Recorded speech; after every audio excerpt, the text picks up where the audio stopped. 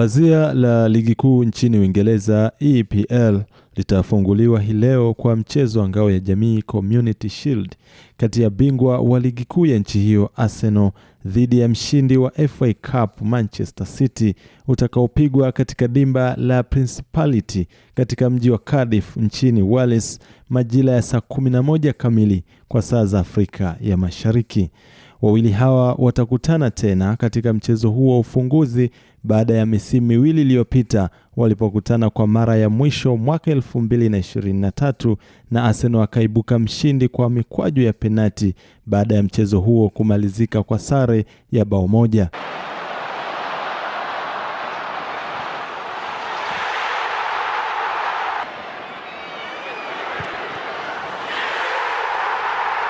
Aidha, timu hizo zimekuwa na ushindani mkubwa kwa miaka ya hivi karibuni katika kushindania ubingwa. Ushindani wao utahamia katika ngao hii leo, huku Manchester City itatizamwa kwa mwonekano tofauti hii leo, na hii ni kutokana na kuongozwa na meneja mpya Enzo Maresca, kuashiria mwanzo wa sura mpya hasa katika ushindani dhidi ya Mikel Arteta, meneja wa klabu ya Arsenal.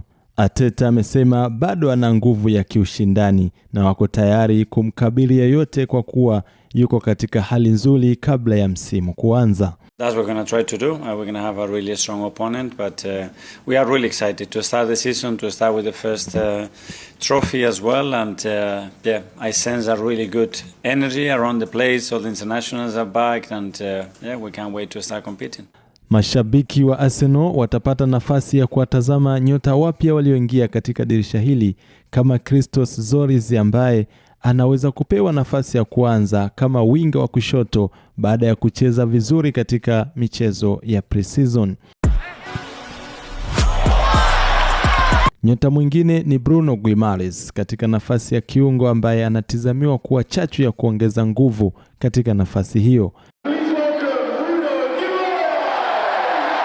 Pia Arsenal watamkosa beki kisiki William Saliba kutokana na kusumbuliwa na majeraha ya mgongo, jeraha ambalo litamweka nje ya uwanja kwa miezi 2 hadi 3. Mashabiki wa City pia watapata nafasi ya kumshuhudia nyota wao mpya aliyeingia katika dirisha hili na kuvunja rekodi ya usajili kwa pauni milioni 116, Elliot Anderson, endapo kama atapewa nafasi ya kucheza na meneja Enzo Maresca. Mpaka hivi sasa Arsenal na Manchester City wamekutana mara 3 katika kombe hilo la ngao ya jamii na Arsenal alishinda michezo yote. City atavunja rekodi hiyo hii leo ama Arsenal ataendeleza ubabe wake dhidi